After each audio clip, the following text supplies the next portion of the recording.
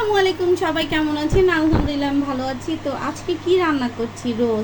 রোস্টটা রান্না করছি হচ্ছে রাঁধুনি রোস্টের মশলা দিয়ে প্যাকেটের। সেই জন্য এখানে হচ্ছে আমি টক দইয়ের সাথে প্যাকেটের পুরো মশলাটা সুন্দর করে গুলিয়ে নিয়েছি।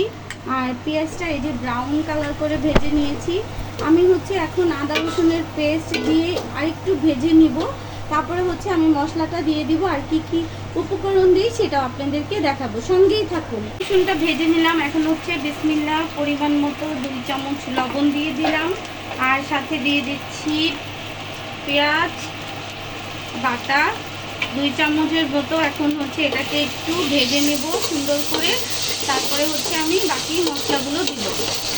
এখন হচ্ছে আমি তেজপাতা, দারচিনি, এলাচ, লং আর চিলি কাবাব তো দিয়ে দিলাম। বিসমিল্লাহ। এখন হচ্ছে দিয়ে দিব যে প্যাকেটের মশলাটা টক দই দিয়ে মিশিয়ে রেখেছি, এটা সম্পূর্ণ দিয়ে দিলাম।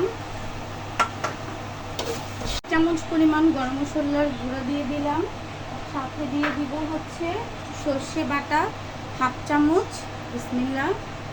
আর দিয়ে দিব 1 চামচের মতো, এখানে সব ধরনের বাদাম একসাথে মিশিয়ে বেটে নিয়েছি, বাদাম বাটা।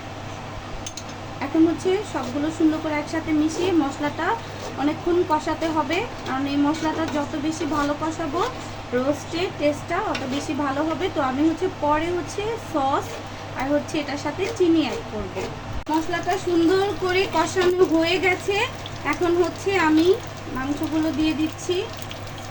আর আমি এখানে কিন্তু বলেছি সস আর হচ্ছে একটু চিনি অ্যাড করে নিয়েছি।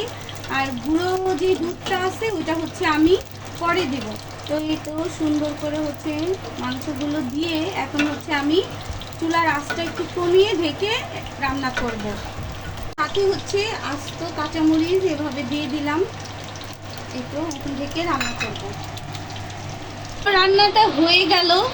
এখন হচ্ছে আমি এভাবে উপর দিয়ে হচ্ছে গুঁড়া দুধ দিয়ে দিব, সাথে দিয়ে দিব পেঁয়াজ বেরেস্তা দিয়ে হচ্ছে এখন নামিয়ে নিব। দেখতে পাচ্ছেন মাশাআল্লাহ কালারটা কত সুন্দর হয়েছে, কারণ এখানে হচ্ছে আমি একটু জর্দা রং দিয়েছিলাম, এটা আপনারা চাইলে দিতেও পারেন, না দিতেও চলবে। আর দিয়ে দিচ্ছি ঘি। তো চুলাটা এখন বন্ধ করে দিব, দিয়ে হচ্ছে আমি এখন আমার রান্নাটা হয়ে গেছে। এই তো ঘি দিয়ে এই পর্যায়ে এখন হচ্ছে আমি সুন্দর করে ঢেকে রেখে দিব। তো আজকের মতো ভিডিওটা এখানেই শেষ। সবাই অবশ্যই কমেন্ট বক্সে জানাবেন যে আপনাদের কাছে কেমন লাগলো। তো সবাই ভালো থাকবেন। আসসালামু আলাইকুম। এই তো আপনারা তো দেখলেনই আম্মু কি সুন্দরভাবে তাড়াতাড়ি রোস্ট রান্না করে ফেললো। আপনার এই রেসিপিটা ট্রাই করতে পারেন। আর দেখেন এটা কালারটা কি সুন্দর আসছে, ভেরি নাইস। সো আজকের মতো ভিডিওটা এখানেই ছিল। বাই বাই, আসসালামু আলাইকুম।